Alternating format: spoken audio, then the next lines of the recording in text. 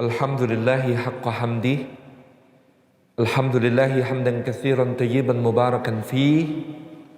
Nahmaduhu wa nasta'inuhu wa nastaghfiruhu wa nastahdihi wa natubu ilaih.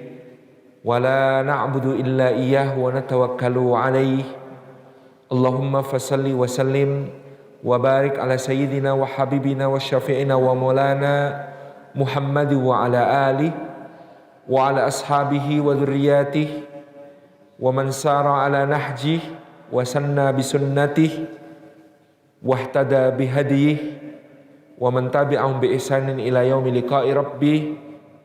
Amma ba'd, uhayyikum bitahiyatil islamiyah, tahiyatin thayyibatin mubarakah, tahiyatin min indillah, tahiyati ahlil jannah. Assalamu alaikum warahmatullahi wabarakatuh.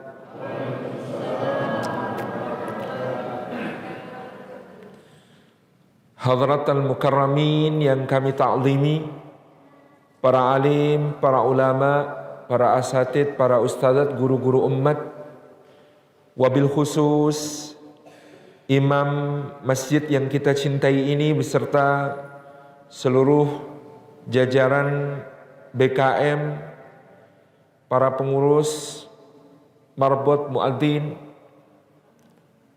yang kami muliakan, hadratul afadil, para tokoh masyarakat, para sesepuh, para pimpinan berbagai lembaga maupun tata pemerintahan, hadirin hadirat semuanya yang kami muliakan, rahimani wa rahimakumullah.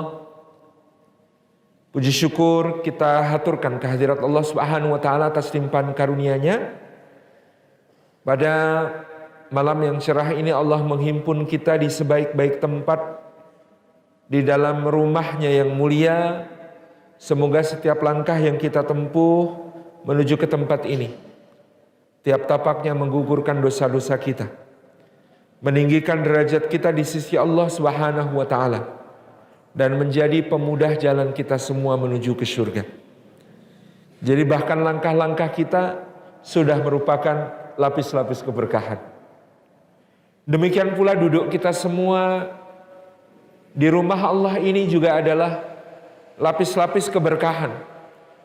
Sebagaimana sabda Rasulullah sallallahu alaihi wa alihi wa sahbihi wasallam, majtama'a qaumun fi baitin min buyutillah yatluna kitaballah wa yatadarasunahu bainahum illa ghasyiyatuhumur rahmah wa haffatsumul malaikah wa nazalat alaihimus sakinah wa dzakarahumullahu fi man 'indah.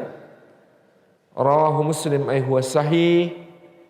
Kata Nabi sallallahu alaihi wasallam, tidak berhimpun satu kaum di satu rumah di antara rumah-rumah Allah, termasuk di Gurubati yang kita cintai ini, di dalamnya mereka membaca ayat dari kitab Allah dan mengkaji isi-isi makna-makna dari kitab Allah itu, melainkan keadaan mereka itu satu, dicurah-curahi rahmat Allah kepada mereka, kasih sayang Allah yang 100 bagian, satu bagiannya diturunkan ke dunia sejak awal zaman sampai akhirnya, mencukupi untuk seluruh makhluk, karena Allah adalah Ar-Rahman, Zat yang maha pengasih dan kasih-Nya tiada pilih-pilih. Juga bagi orang-orang beriman 99 bagian disempurnakan baginya, khusus untuk orang-orang beriman, karena Allah adalah Ar-Rahim, Zat yang maha penyayang dan sayangnya tiada batas berbilang. Yang kedua, wahafatsumul malaikah, dan malaikat-malaikat menaungkan sayap mereka kepada mereka yang hadir di dalam majelis, sembari terus memohonkan ampun kepada Allah, memintakan agar dilindungi dari neraka dan dimasukkan ke dalam surga. Hatta bahkan ketika majelis selesai, mereka a'raju wa sa'adu ilallahi tabaraka wa ta'ala, naik menghadap Allah untuk melaporkan nama kita di hadapan Allah, lalu malaikat ini tinggal di sisi Allah menunggu saat kelak kita dihisab amal-amal kita, mereka akan menjadi pembela-pembela kita. Yang ketiga, wa nazalat alaihimus sakinah, dan diturunkan kepada mereka semua yang hadir ketentraman dari sisi Allah. Sakinah karena ala bidzikrillahi tatma'innul qulub, karena sesungguhnya sumber ketentraman itu tidak lain tidak bukan adalah mengingat Allah. Karena Allah lebih besar dari semua masalah kita. Karena Allah lebih besar dari semua kekhawatiran kita. Karena Allah lebih besar dari semua kesedihan kita. Karena kita yakin Allah yang mengatur hidup kita itu zat yang maha benar, tidak pernah keliru. Zat yang maha adil, tidak pernah zalim. Zat yang maha bijaksana, tidak pernah sembarangan. Zat yang maha tahu, tidak pernah bodoh. Maka semua takdir kita ada dalam genggaman Allah yang Dia tahu semuanya dan tidak ada yang terhijab darinya. Yang Dia benar dalam semua takdirnya, tidak ada yang keliru. Yang Dia senantiasa adil kepada hambanya, tidak mungkin kita dizalimi. Yang Dia senantiasa bijaksana dalam setiap ketentuannya, tidak mungkin tanpa makna. Dan yang keempat, wa dzakarahumullahu fi man indah, Allah akan menyebut-nyebut nama kita semua dengan bangga pada makhluk-makhluk mulia yang ada di sisinya. Kita di sini mengingat Allah, maka Allah pun mengingat kita. Kita di sini menyebut Allah, maka Allah pun menyebut kita. Sehingga mudah-mudahan kita semua lebih terkenal di langit daripada di bumi. Kalau terkenal di bumi banyak risikonya. Terkenal di bumi belum tentu baik. Karena bunga memang didatangi lebah dan kupu-kupu. Tapi sampah juga banyak penggemarnya berupa lalat dan kutu-kutu. Banyak penggemar di dunia bukan jaminan kebaikan. Tetapi ketika kita betul-betul dicintai oleh Allah, dicintai oleh para makhluk mulia di sekitar Allah, cinta itu pasti akan turun ke dunia cepat atau lambat. Dan kita justru berharap orang ketika kita sudah tiada masih cinta, masih mendoakan kita. Berapa orang yang kenal Nabiullah Ibrahim alaihi salam ketika beliau masih hidup? Berapa banyak yang cinta, berapa banyak yang mendoakan. Tapi hari ini 1 miliar umat Islam menyebut-nyebut namanya dalam tasyahud, dalam tahiyat. Kama salaita ala Sayyidina Ibrahim wa ala ali Sayyidina Ibrahim. Kama barakta ala Sayyidina Ibrahim wa ala ali Sayyidina Ibrahim. Tapi hari ini berapa juta orang antri menunggu saat bisa memenuhi panggilannya Ibrahim alaihissalam. Padahal ketika Ibrahim diperintahkan untuk memanggil manusia berhaji, dia bingung. Ya Allah, bagaimana aku memanggil mereka? Kata Allah, tugasmu memanggil aku yang mendatangkan. Dan hari ini ribuan tahun setelah Nabi Ibrahim wafat, jutaan orang antri untuk bisa memenuhi panggilannya dalam umrah maupun haji. Betapa luar biasanya. Betapa indahnya. Maka duduk kita semua insya Allah adalah lapis-lapis keberkahan. Jadi Ustaz, tema ini sudah kita amalkan. Karena salah satu tempat menadah berkah itu adalah majelis ilmu dan majelis dzikir seperti ini. Nah, kalau begitu apa sebenarnya berkah? Apa sebenarnya barakah? Sehingga Rasulullah SAW menganjurkan kita untuk dalam hidup ini berorientasi berkah. Kita hidup ini berikrar ilahi anta maqsudi wa ridhaka matlubi. Ya Allah, engkaulah tujuanku, ridhamu adalah apa yang aku cari. Tapi yang ingin kita rasakan dalam kehidupan, cicipan kebaikannya disebut berkah, disebut barakah. Kalau kita tinjau asal maknanya seperti dijelaskan Al-Imam Khalil bin Ahmad, maka orang Arab pertama-tama mengenal kata barika yabriku tabrikan. Kata ini dipakai untuk menyebut unta yang menderum di oase, di wahah, di mata air yang terletak di tengah gurun pasir. Di mana ketika menderum di wahah, di oase itu, sang unta ini ternaungi oleh pepohonan yang rindang, semilir angin sejuk menerpanya, dia minum dari mata air dengan puas, dan dia beristirahat untuk mengumpulkan bekal menempuh perjalanan panjang berikutnya mengarungi padang pasir. Inilah asal katanya barika yabriku tabrikan. Lalu mereka orang Arab menambahkan huruf alif menjadi baraka yubariku barokatan untuk menyebut sebuah keadaan yang terasa indah, nikmat, penuh dengan kebaikan, meskipun keadaan di sekitarnya panas, gersang, tandus, tapi dia merasakan keindahan dan keagungan itu. Baraka yubariku barokatan. Lalu diturunkanlah makna baraka yubariku barokatan itu dalam 3 unsur. Lapis-lapis makna dari kata berkah itu, yang pertama adalah al-luzum was-subut. Nikmat yang tetap dan terus melekat, tidak pernah meninggalkan seorang hamba. Jadi lapis pertama dari makna berkah adalah nikmat yang luzum was-subut, nikmat yang tetap dan terus melekat. Yang dimaksud di situ kata para ulama adalah nikmat iman. Nikmat setinggi-tinggi nikmat, seagung-agung nikmat. Itulah kenapa para khatib kadang-kadang membaca alhamdulillahilladzi an'amana bi nikmatil imani wal islam wa hiya a'dhamun ni'am. Segala puji bagi Allah yang memberikan kita nikmat iman dan nikmat Islam, dan dia adalah seagung-agung nikmat.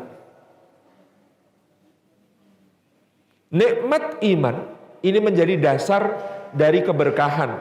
Tidak ada keberkahan tanpa adanya iman, dan ini ditunjukkan oleh dalil hadis Nabi sallallahu alaihi wasallam muttafaqun alaihi, disepakati Imam Al-Bukhari dan Imam Muslim. Ajaban li amril mu'min kana kullu amrihi khair. Menakjubkan urusan orang beriman karena semua urusannya adalah kebaikan, dan itu tidak terjadi kecuali kepada orang beriman. Maknanya itu tidak terjadi kecuali karena adanya iman.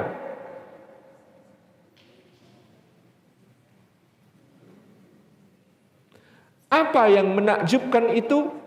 Apa yang terlihat bahwa semua urusan orang beriman itu baik? Rasulullah menjelaskan, apabila dia mendapatkan nikmat, maka dia bersyukur, maka syukur itu baik baginya. Dan apabila dia mendapatkan musibah, maka dia bersabar, maka sabar itu baik baginya. Kebaikan di setiap keadaan. Itulah mengapa para ulama mendefinisikan secara ringkas kata barokah itu sebagai ziyadatul khairi fi kulli hal, bertambahnya kebaikan di setiap keadaan. Jadi berkah dalam lapis makna pertama ini adalah nikmat yang tetap dan terus melekat, dan itu adalah nikmat iman, dan nikmat iman itu menjadikan keadaan kita senantiasa baik di setiap keadaan. Karena iman membuat kita menanggapi segala keadaan dengan tanggapan terbaik. Maka kemuliaan seorang mukmin tidak terletak pada keadaannya, bukan kaya atau miskinnya, bukan senang atau susahnya, bukan sukar atau mudahnya, bukan lapang atau sempitnya, bukan nikmat atau musibahnya. tetapi terletak pada sabar dan syukurnya. Jadi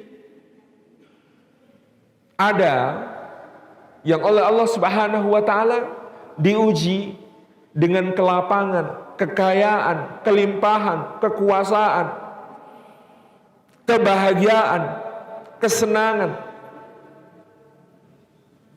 Tentu dia sukses bukan karena nikmat yang kita sebut tadi, tapi dia disebut sukses kalau mampu bersyukur kepada Allah Subhanahu wa taala.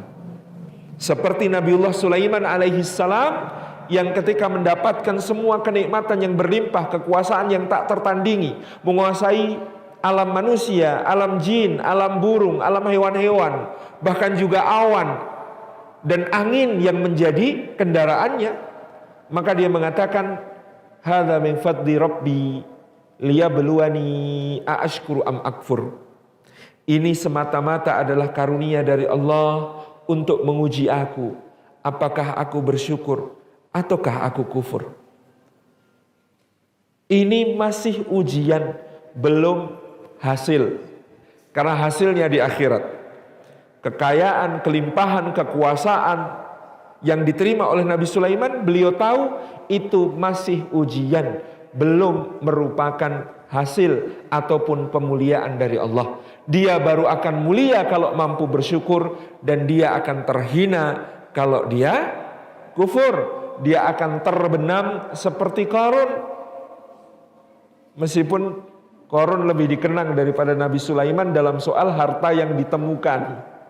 Kalau kita ketemu ada harta terpendam, kita bilang itu harta Qarun. Jadi kalau kita sebut harta Qarun, sebenarnya ini hartanya berkah atau tidak? Tabarakallah. Jadi Bapak Ibu yang dirahmati Allah, hadirin sekalian, bukan soal nikmatnya, tapi syukurnya. Demikian pula sebaliknya, bukan soal musibahnya. Dan itu bukan penghinaan dari Allah, bukan kesusahannya, dan itu bukan tanda kebencian Allah kepada kita. Kalau diberikan ujian berupa musibah, kehilangan, kekurangan, kesempitan, ataupun kemiskinan. Karena tentu selain Sulaiman alaihi salam, dalam surah Shad itu sebutannya sama. Ketika mengisahkan Nabi Sulaiman yang mendapat nikmat lalu bersyukur, dan mengisahkan Nabi Ayub yang mendapat musibah lalu bersabar, Allah menggunakan kata-kata kesimpulan yang sama, ni'mal abdu innahu awwab. Dialah sebaik-baik hamba dan dia sangat taat kepada Allah Subhanahu wa ta'ala. Dua-duanya dipuji. Padahal yang satu kaya, berkuasa, berlimpah. Yang satu hari pertama kebunnya binasa. Hari kedua ternaknya tewas mengenaskan semua. Hari ketiga anak-anaknya meninggal satu demi satu. Hari berikutnya dia mulai merasakan sakit di tubuhnya, gatal di kulitnya. Ketika digaruk rasa gatal itu terkelupas sampai ke tulangnya. Ketika dia bersin yang keluar adalah darah dan nanah. Lalu dia merasa betapa menyakitkan itu. Dia berbaring dan berdoa, ya Rabbi, sisakan untukku lisan dan hatiku supaya aku tetap bisa berzikir kepadamu. Dan sakitnya semakin berat, semakin berat. Di tahun ke-7 istrinya protes, Bang, abang ini kekasih Allah, Nabi, abang sakit begini, abang kenapa gak pernah berdoa minta sembuh sama Allah? Abang malah cuma berkata subhanallah walhamdulillah wala ilaha illallah wallahu akbar, memuji-muji Allah terus. Kenapa abang tidak berdoa minta sembuh kepada Allah? Ayub alaihissalam menitikkan air mata dan berkata, aku malu sayang. Malu bagaimana bang? Aku malu karena aku pernah sehat selama 70 tahun. Kenapa aku diberi sakit baru 7 tahun, sudah terburu-buru minta kesembuhan. Aku malu kepada Allah. Tabarakar Rahman, kekasih-kekasih Allah, nabi-nabi pilihan demikian keadaannya. Dan dua-duanya dipuji oleh Allah. Dan dua-duanya dipuji oleh Rasulullah SAW. Apabila dia mendapat nikmat, dia bersyukur, maka syukur itu baik baginya. Di mana kebaikan syukur? Yang pertama, syukur itu menjadi penjaga nikmat. Kalau kita ingin nikmat-nikmat yang sudah diberikan Allah kepada kita ini dijaga supaya tidak hilang, supaya tidak lepas, supaya tidak pergi dari kita, maka syukurilah nikmat itu. Makna syukur, kata para ulama, 1, memuji yang memberi nikmat. 2, menggunakan nikmat itu sesuai yang dikehendaki pemberi nikmat. 3, menjadikan nikmat itu bermanfaat bagi diri dan sesamanya. Itu pengertian syukur. Jadi syukur itu 1, banyak memuji pemberi nikmat, alhamdulillahirabbil alamin. 2, menggunakan nikmat sesuai kehendak pemberi nikmat. Jadi tidak digunakan untuk maksiat. Alhamdulillah ada rezeki, bismillah mau saya pakai berjudi. Nah, ini namanya bukan bersyukur. Meskipun menggunakan kata alhamdulillah dan bismillah. Karena pengertian syukur yang kedua adalah digunakan sesuai kehendak pemberi nikmat. Yang ketiga, dijadikan bermanfaat bagi diri dan sesama.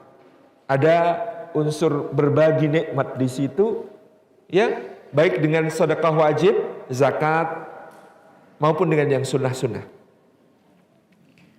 Yang kedua, kebaikan syukur adalah melipat gandakan, menambahkan nikmat-nikmat lagi.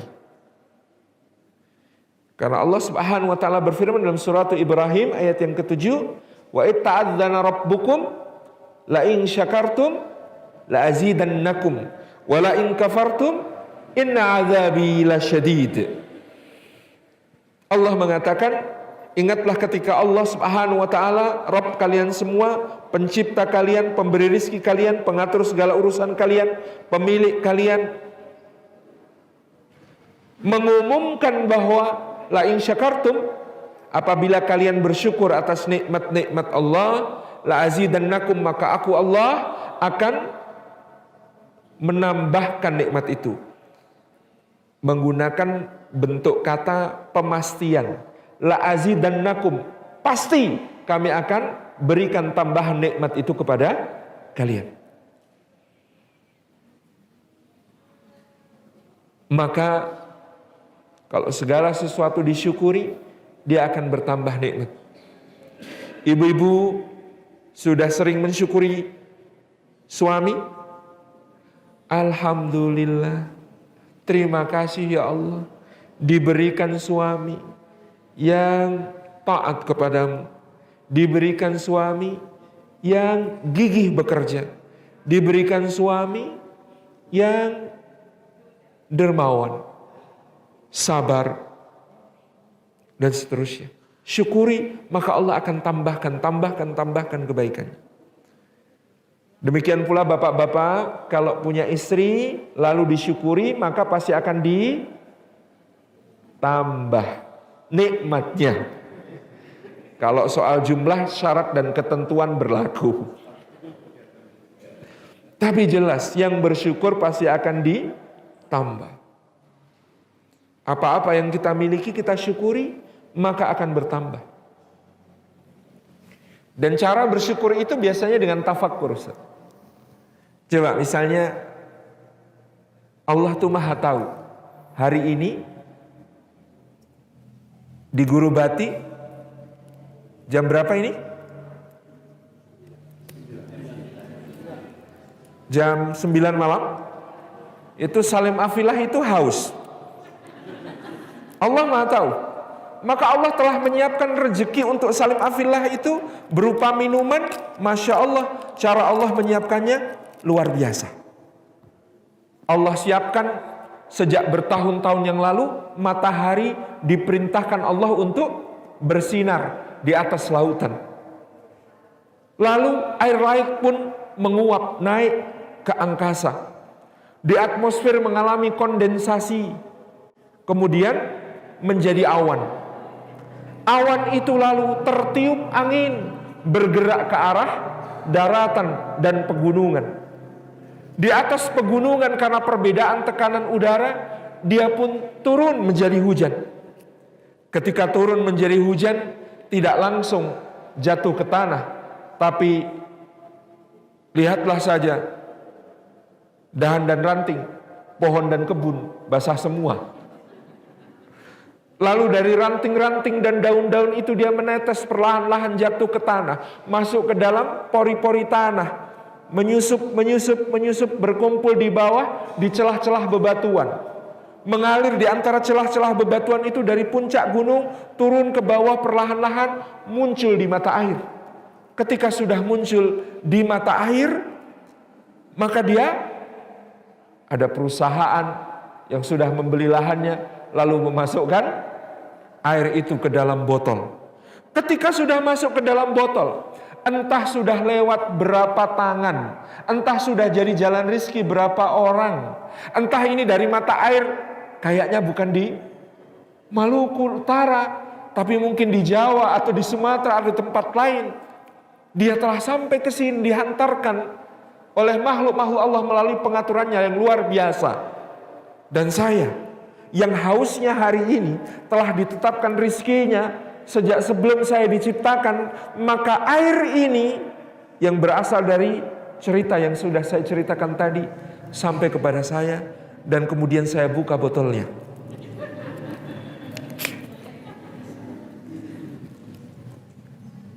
Maka saya bertafakur dan saya bersyukur atas nikmat air ini. Kalau hewan haus minum, tapi manusia ketika haus dia bertafakur tentang rizki minuman yang diberikan kepadanya, tentu berbeda maknanya. Coba bismillahirrahmanirrahim. Allahumma shalli ala.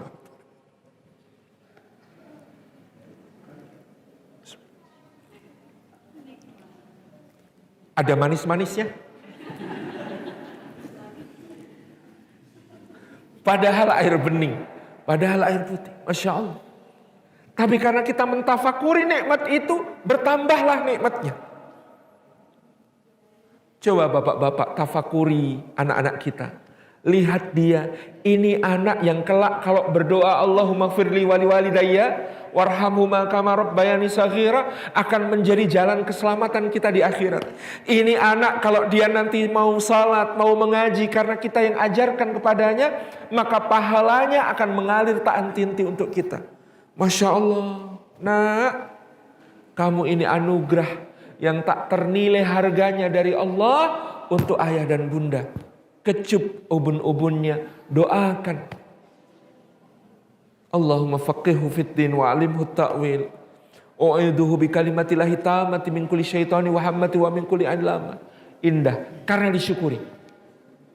La in syakartum la azidannakum. Apabila kalian sungguh-sungguh bersyukur, pasti aku sungguh-sungguh akan menambahkan nikmat itu kepada kalian. Wala in kafartum, tetapi kalau kalian justru kufur kepada nikmat itu, kalau bentuk kalimatnya itu ekivalen, seharusnya kalimat berikutnya la'u'ad dibannakum. La in syakartum la azidannakum, harusnya kalau wala in kafartum la'u'ad dibannakum. Kalau kalian kufur, maka pasti aku akan mengadab kalian. Harusnya kalimatnya begitu. Tapi Allah Maha Pengasih masih membuka pintu-pintu taubat bagi yang pernah kufur akan nikmatnya, sehingga Allah hanya memberi peringatan, inna adzabi lasyadid, sesungguhnya azabku sangat pedih. Allah tidak memastikan azab untuk hambanya. Allah tidak mengatakan la'u'adzibannakum, pasti akan aku adab kalian. Tidak. Allah mengatakan inna adzabi lasyadid, azabku sangat pedih. Berkah itu luzum wa thubut. Iman itu nikmat yang tetap dan terus melekat. Iman ketika ketemu dengan nikmat, maka yang muncul adalah syukur kepada Allah Subhanahu wa taala. Berkah itu luzum dan subut. Luzum dan subut itu iman. Iman itu kalau ketemu dengan musibah, maka yang muncul adalah sabar. Dan yang namanya musibah bagi manusia yang hidup di alam ini oleh Allah dipastikan. Ahasiban nasu ayyutraku ayyaqulu amanna wa hum la yuftanun. Memangnya manusia mengira ketika mereka mengatakan saya telah beriman, mereka akan ditinggalkan, dibiarkan lalu tidak diuji lagi? Tidak, kata Allah. Allah pasti akan memberikan ujian sampai Allah mengetahui. Padahal Allah Maha tahu, tapi Allah hendak menegakkan hujah supaya pengetahuannya juga diketahui oleh seluruh makhluk, yaitu Allah mengetahui mana di antara hambanya yang imannya benar dan mana yang imannya hanya di lisan saja. Maka untuk menguji, Allah mengatakan dalam surat Al-Baqarah, walanabluwannakum bisyai'im minal khawfi wal ju'i wa naqsim minal amwali wal anfusi wath thamarat wa basyiris sabirin. Kata Allah, walanabluwannakum. Huruf wawu kalau diikuti wazan lanaf alanna, maka wawunya bukan wawu atof, bukan wawu penyambung, tapi wawu qasam, wawu sumpah. Kalau hamba bersumpah harus pakai asma Allah. Kalau Allah bersumpah bebas, mau pakai sesuatu ataupun tidak. Kalau yang pakai sesuatu ya kita kenal di juz 30 begitu banyak Allah bersumpah. Wal fajr, walayan ashr, wad duha, wal laili idza saja. Ya. Wasyamsi, waduhaha dan seterusnya. Itu sumpah Allah dengan makhluk. Tapi Allah bisa bersumpah tanpa menyebut apapun. Contohnya ayat ini. Walanabluwannakum, demi pasti akan kami timpakan bala ujian kepada kalian, kata Allah, bisyai'in dengan sesuatu. Sesuatu itu berarti banyak atau sedikit, besar atau kecil, berat atau ringan, sesuatu pas. Sesuatu itu artinya pas. Pas itu maknanya la yukallifullahu nafsan illa wus'aha. Tidak akan seseorang itu dibebani dengan ujian melebihi kemampuannya. Walanabluwannakum, kata Allah, pasti kami akan timpakan bala ujian kepada kalian bisyai'in dengan sesuatu. Apa bentuknya? Minal khauf, berupa rasa takut. Wal ju' dan rasa lapar. Wa naqsim minal amwal, dan berkurangnya harta. Wal anfus, dan jiwa. Orang-orang yang disayangi, orang-orang yang dicintai mungkin meninggalkan kita. Hah? Oh, insyaallah. Siap. Keperluan kamera.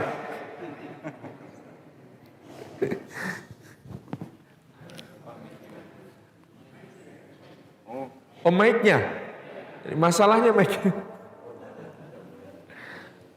Sami'na wa ata'na. Oh, kok suara saya jadi berubah? Baik.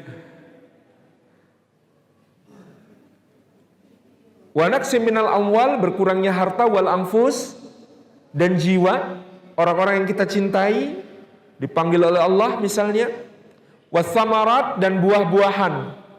Kata sebagian ulama maknanya, dan meleset panen yang ditanam, diperkirakan harusnya panennya sekian, ternyata tidak sesuai.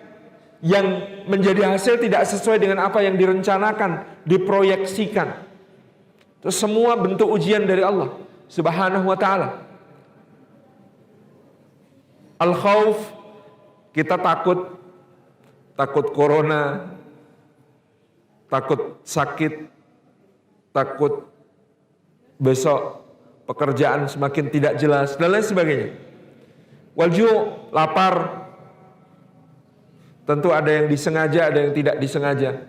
Ujian lapar yang disengaja ya, Ramadan besok kita berpuasa. Wa naqsim minal amwal, berkurang harta. Mungkin selama pandemi COVID pendapatan turun dan lain sebagainya. Harus mulai mengurangi tabungan untuk konsumsi dan lain sebagainya.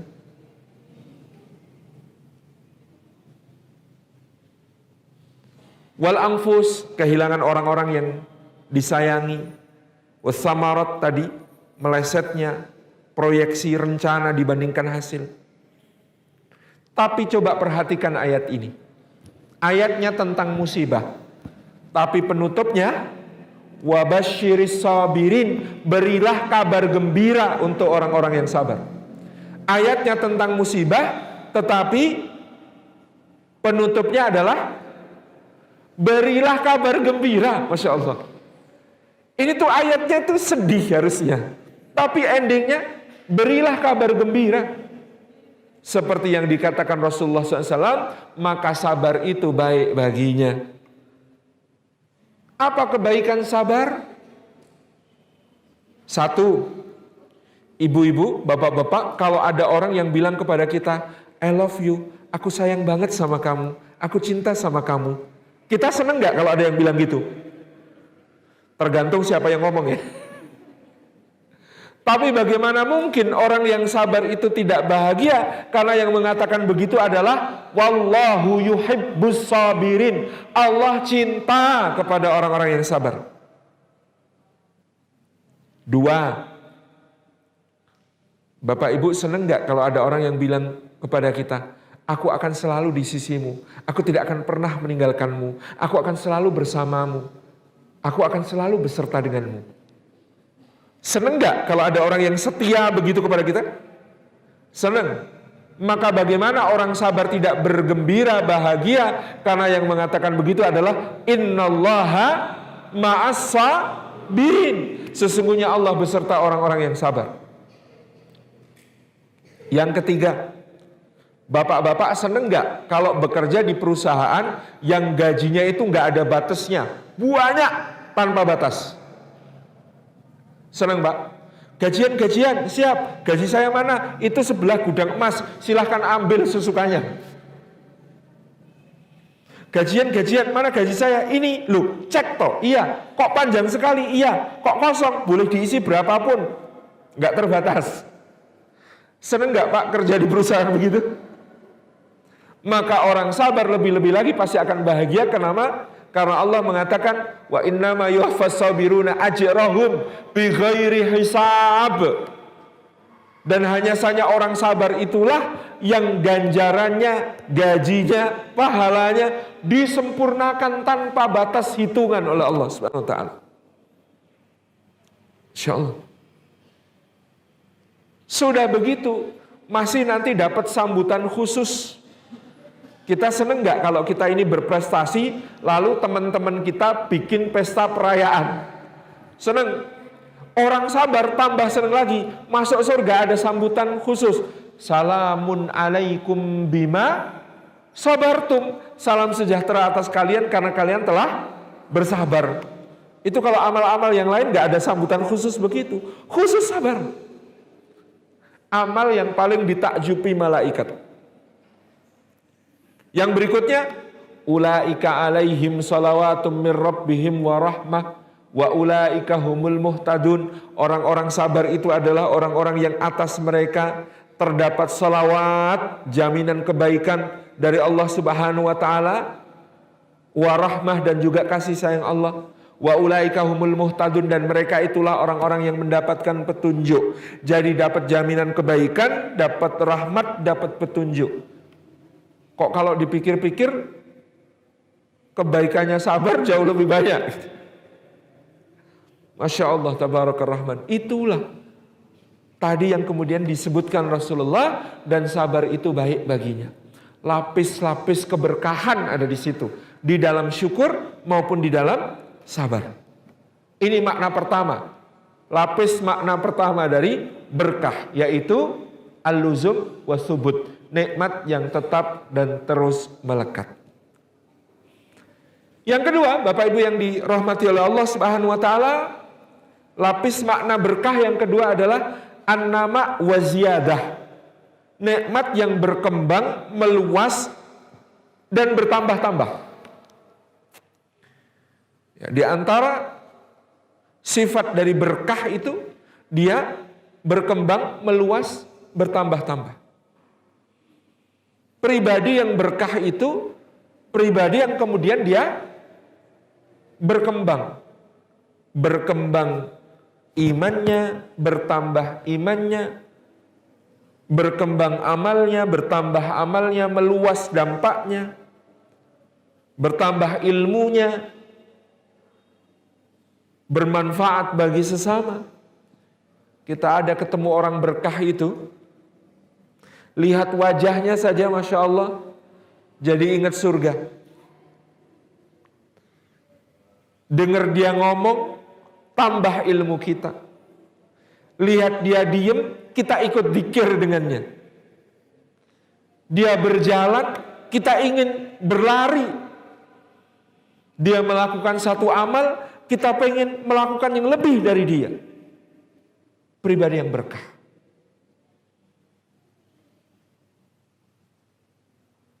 An-nama wa ziyadah, bertambah-tambah, meluas kebaikan.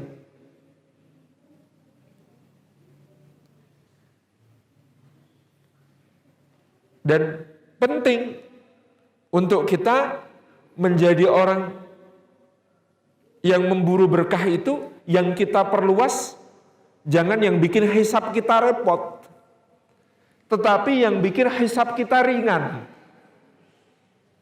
Karena tugas hidup itu, kan kita mau jalan ke pengadilannya Allah nanti di akhirat. Memperbanyak bekal, mempersedikit beban. Memperbanyak pembela, mempersedikit penggugat. Itu kan, hidup di dunia itu kan kalau disederhanakan harusnya begitu. Memperbanyak bekal, mempersedikit beban.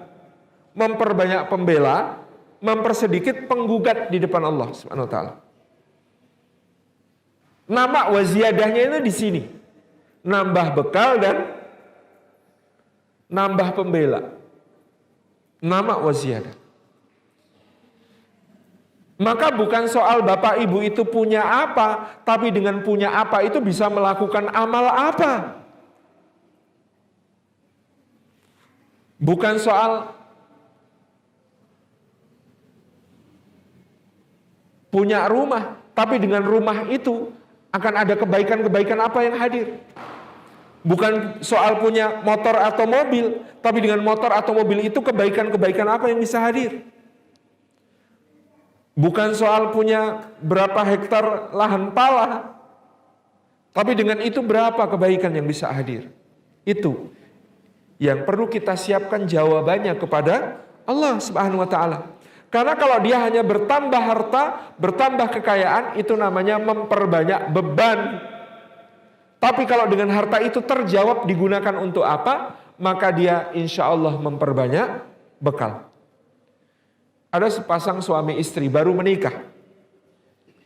Ketika mereka sudah menikah, sang suami ini mengontrak rumah karena mampunya baru mengontrak, belum bisa membeli rumah di sebuah kampung di dalam kota, dan itu perlu lewat gang yang kalau sepeda motor lewat harus dituntun sampai ke tempat itu. Begitu sampai di rumah itu, mempersilahkan istrinya masuk, dia minta maaf. Maaf ya sayang, belum bisa belikan kamu rumah. Adanya rumah kontrakan dan sempit seperti ini. Sabar ya. Kata istrinya, enggak apa-apa bang. Rumah itu enggak wajib. Oh iya ya dek ya. Iya, yang wajib itu sholat. Masya Allah. Loh terus kamu enggak pengen punya rumah dek?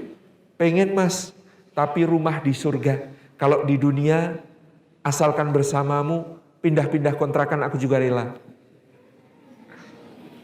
Kata suaminya, Masya Allah ya dek, kalau semua istri di dunia kayak kamu, KPK bubar dari dulu. Gak diperlukan lagi. Tapi ternyata istrinya ini pintar memperbesar rumah. Caranya bagaimana bapak-bapak, ibu-ibu, cara dia memperbesar rumah?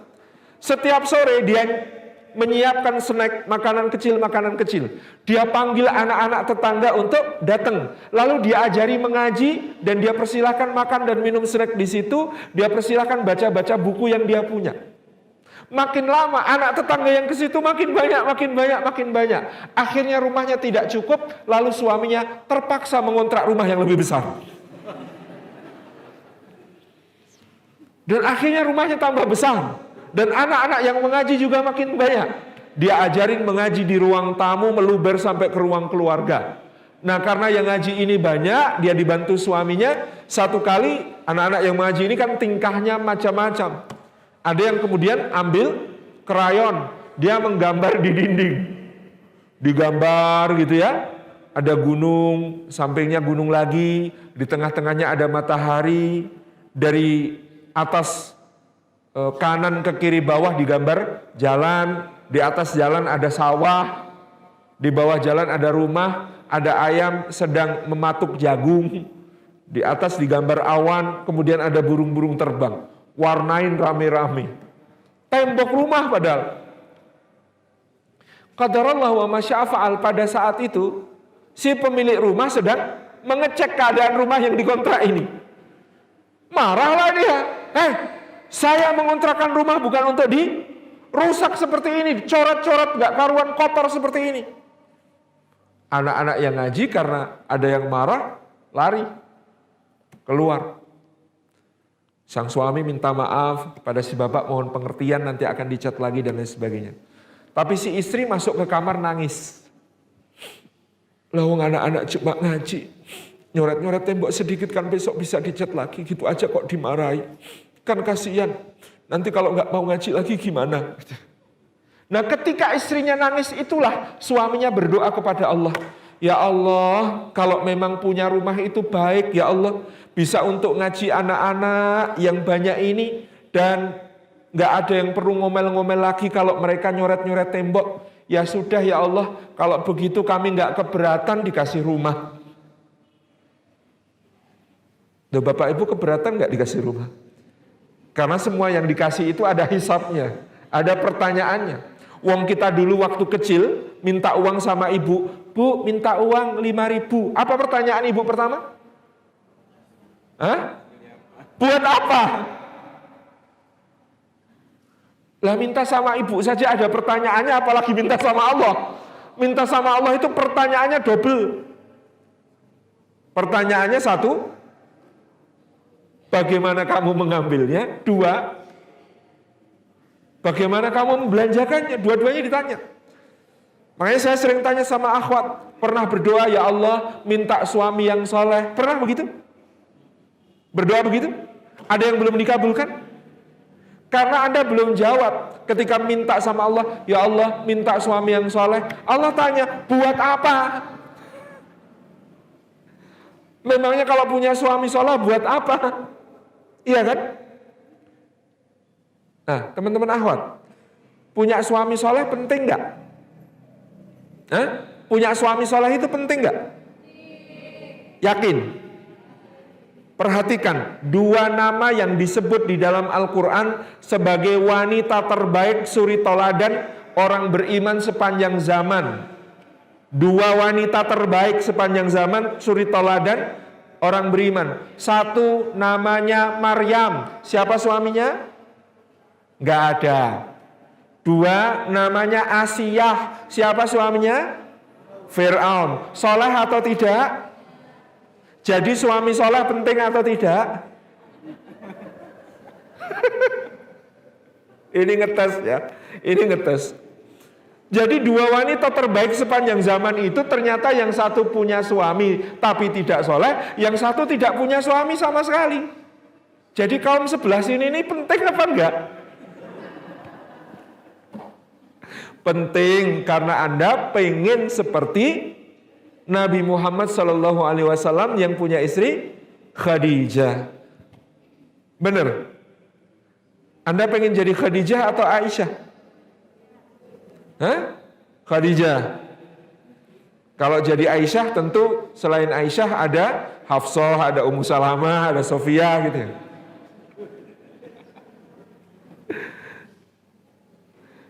Jadi tentu pelajarannya adalah Anda berharga di sisi Allah bukan soal siapa suami Anda. Tetapi masing-masing tetap akan bertanggung jawab kepada Allah. Pelajarannya adalah hatta yang tidak punya suami, yang suaminya tidak soleh, bisa mulia di hadapan Allah. Apalagi Anda kalau punya suami soleh, gitu kan? Kembali ke kisah tadi. Ternyata kalau kita sudah mencicil jawaban hisab di dunia, si suami tadi mengatakan apa? Ya sudah ya Allah, kami gak keberatan dikasih rumah. Kalau apa? Rumah itu baik, bisa untuk ngaji anak-anak ini. Karena sudah ada jawaban di dunia, ini akan meringankan di akhirat. Maka ternyata pada suatu saat ketika sang suami ini pulang dari satu pekerjaan di luar kota, dia didatangi oleh tetangga sebelah istrinya ini. Tetangga agak jauh, rumahnya di tepi jalan, rumahnya besar, ya, jauh lebih besar daripada kontrakannya. Dek Ustadz, buat rumah saya itu dibeli toh Dek Ustadz. Saya itu BUE, butuh uang. Segera ya Dek Ustadz. Loh kok ditawarkan ke saya, kenapa Bu? Lah iya kalau dibeli Dek Ustadz kan nanti dipakai untuk pengajian-pengajian toh. Saya dapat pahalanya toh itu. Daripada dijual ke orang lain nggak jelas nanti dipakai apa atau apa. Kan saya takut. Udah Dek Ustadz aja yang beli ya. Ya kalau diutamakan Bu, itu kan berarti dikasih diskon. Ya sudah saya diskon, ini segini aja. Kemarin itu ditawar lebih tinggi dari ini loh, tapi buat Dek Ustadz harganya segini. Waduh Bu, harga segitu juga saya Bu, baru ada sepertiganya di tabungan.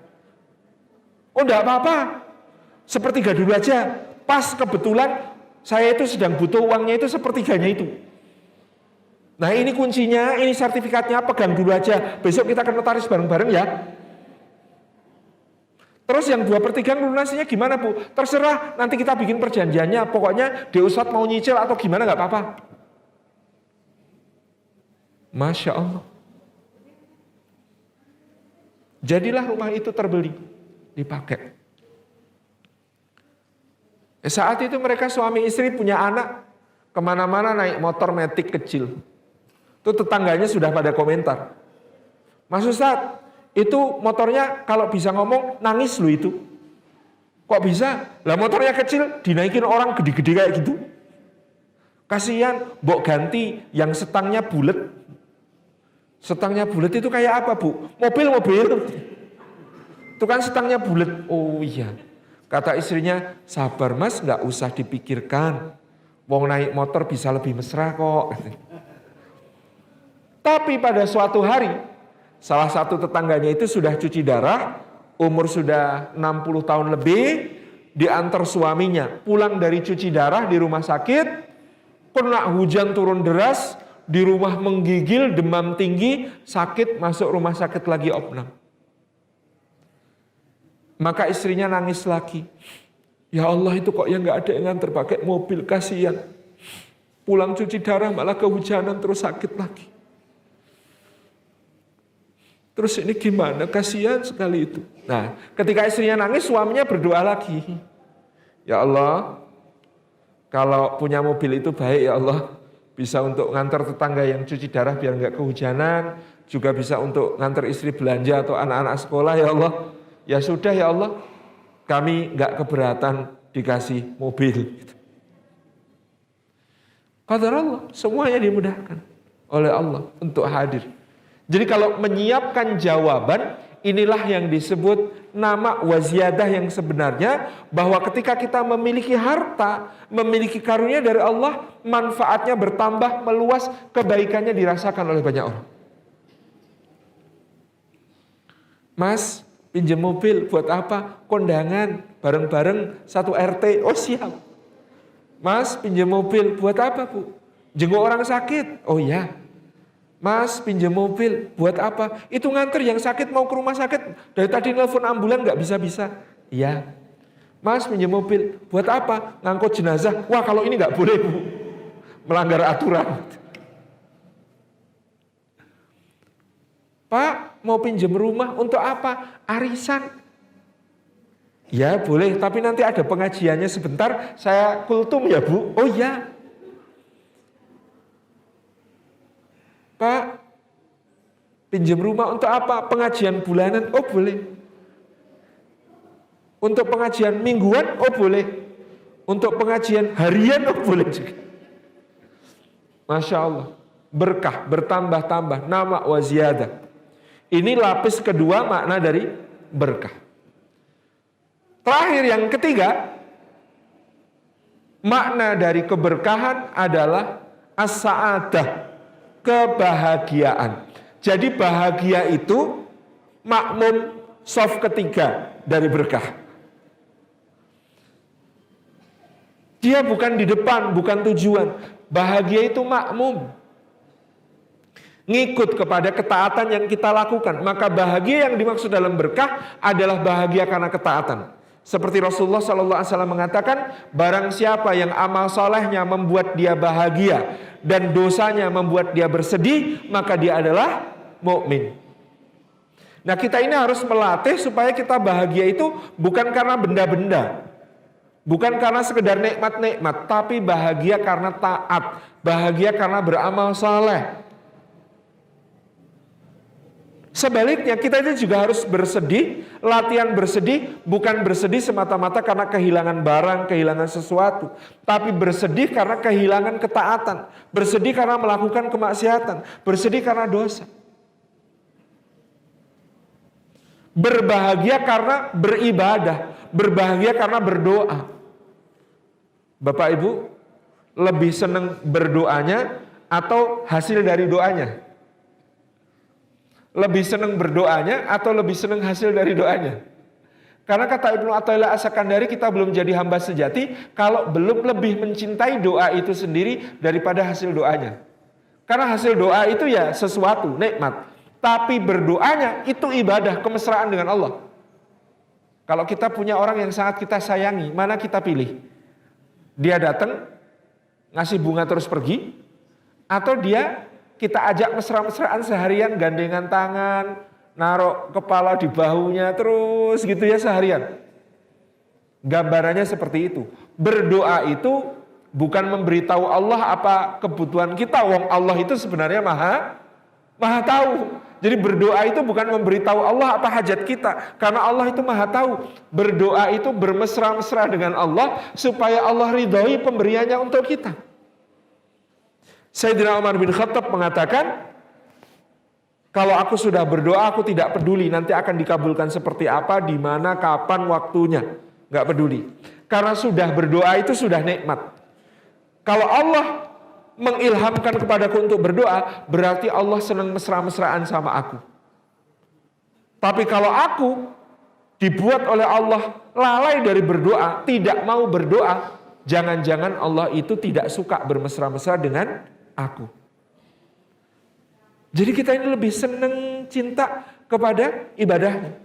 Meskipun mungkin pemicunya masalah. Bapak-bapak punya utang. Karena punya utang jadi rajin tahajud. Nah akhirnya utangnya ditolong sama Allah, utangnya beres. Mana yang lebih bapak-bapak sukai? Tahajudnya apa utang yang beres? Utang yang beres juga harus disyukuri, tapi lebih harus disyukuri adalah rajin tahajudnya. Itu lebih berharga daripada utang berapapun yang lunas itu. Bapak-bapak punya masalah, lalu kemudian rajin puasa Senin Kemis. Lalu masalahnya selesai. Pertanyaannya kalau masalahnya sudah selesai, puasanya diteruskan apa tidak? Nah kadang-kadang kita ini cuma mendekat kepada Allah kalau ada masalah. Makanya Allah sering ngasih masalah kepada kita. Kenapa? Ya biar kita mendekat. Tetapi kalau bapak-bapak nggak ada masalah pun tetap mendekat kepada Allah, insya Allah hidupnya nggak terlalu banyak masalah. Oh yang ini nggak usah dikasih masalah, deket ke aku terus, bagus gitu. Kalau yang ini, kata malaikat, yang ini gimana ya Allah? Lah ini kalau mendekat kepada aku, kalau cuma ada masalah ya kasih masalah aja lah, biar dia mendekat terus kepada aku. Kayak saya dulu pernah diprotes, ada orang bilang, Allah itu adilnya di mana? Loh, kenapa mas?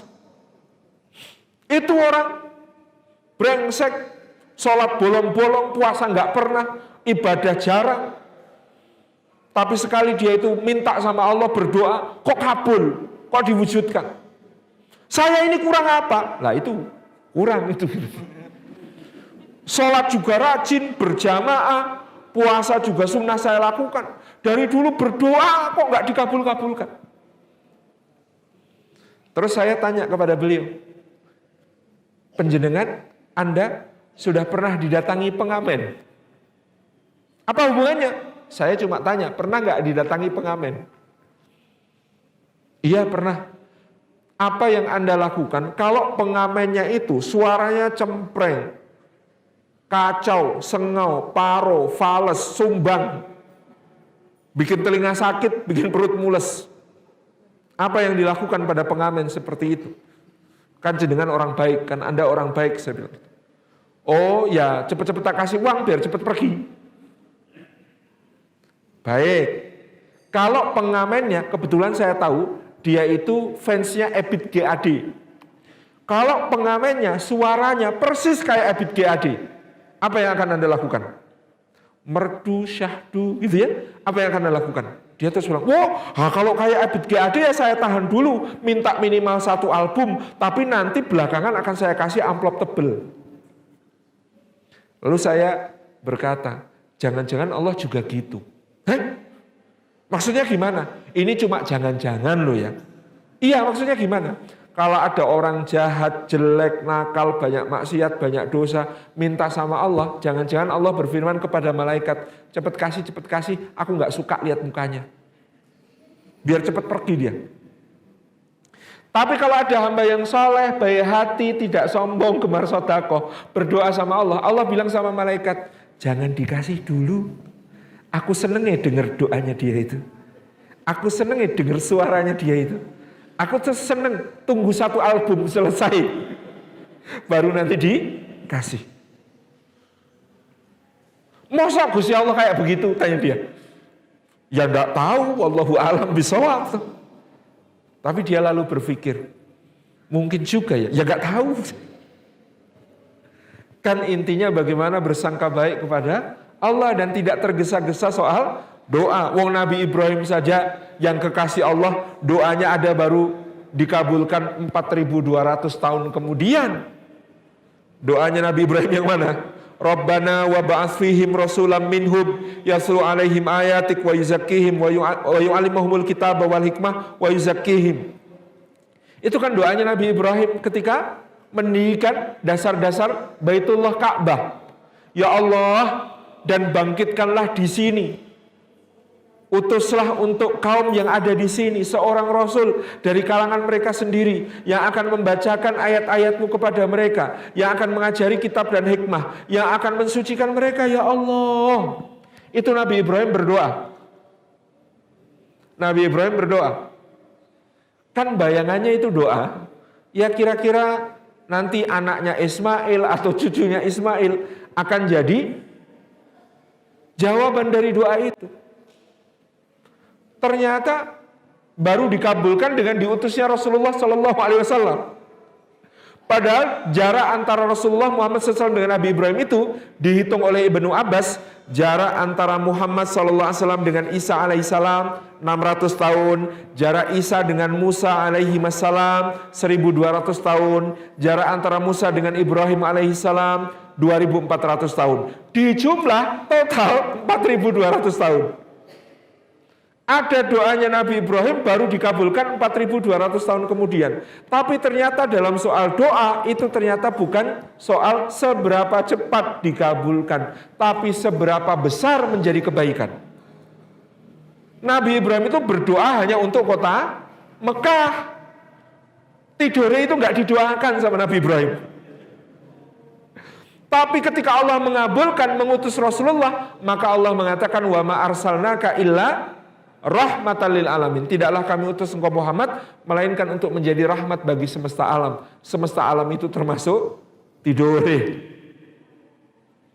Ketika Nabi Ibrahim berdoa, maka bayangannya nabi-nabi itu ya kayak zaman Nabi Ibrahim. Risalahnya itu umurnya sesuai umur nabinya. Begitu nabinya wafat, ganti nabi lain, risalahnya ganti lagi.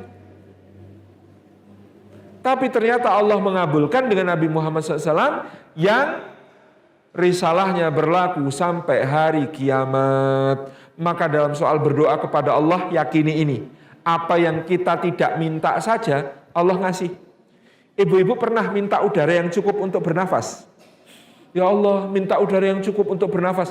Kita kayaknya nggak mungkin berdoa seperti ini kecuali asmanya lagi kambuh. Tapi Allah nggak pernah lalai memberikan udara. Allah nggak pernah lalai memberikan jantung berdetak supaya darah kita mengalir.